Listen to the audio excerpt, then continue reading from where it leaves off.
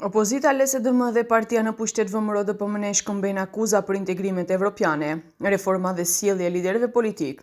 Nga LSDM ja kujtojnë pushtetit se Bashkimi Evropian kërkon reforma të vërteta, sundim të ligjit dhe luftë kundër korrupsionit, ndërsa sipas tyre Maqedonia e Veriut qëndron në vend për shkak të pushtetit aktual. Partia opozitare akuzoi qeverinë e udhëhequr nga Mickovski se nuk mund të zbatojë ndryshimet e nevojshme duke vlerësuar se institucionet janë të partizuara dhe se nuk ka përparim real drejt Bashkimit Evropian. Nga 10 pikat kryesore reformuese që i kërkon Europa, ekziston edhe pika 11 që Mickovski dhe VMRO nuk do ta përmbushin kurrë, të çlirohemi nga grupi kriminal. Derisa Mickovski dhe banda e tij janë në pushtet, ata nuk mund të arrestojnë veten, nuk mund të luftojnë korrupsionin në të cilin vet janë në thellë të përfshirë, nuk mund të reformojnë institucionet të cilat i kanë shndruar në mjete partijake.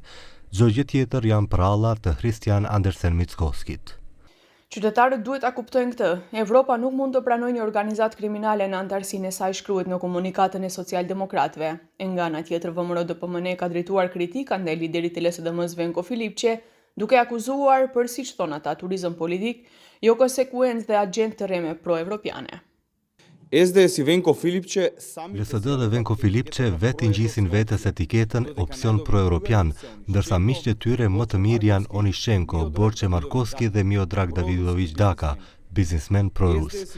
LSD dhe Filipçe prezantohen si parti pro-europiane, ndërsa gënjeshtrat dhe manipulimet e tyre vazhdimisht demantohen nga institucionet europiane dhe eurodeputetët. Nëse vërtet janë pro-europian, pse Europa vazhdimisht i demanton? Si shembull të demantimeve, VMRO DPMN solli në kujtesë deklaratën e eurodeputetit dhe raportuesit për Maqedoninë Thomas Vajc, të cilët sipas tyre LSDM e shtrembëroi, ndërsa ai qartë theksoi se Maqedonia ka progres të madh në agjendën reformuese. E njëjta gjë ndodhi edhe në histerinë që përhapet për fondet IPART, thon nga DPMN, duke përfunduar se LSDM me Venko Filipçen është i njëjti LSDM si me Zoran Zaevin.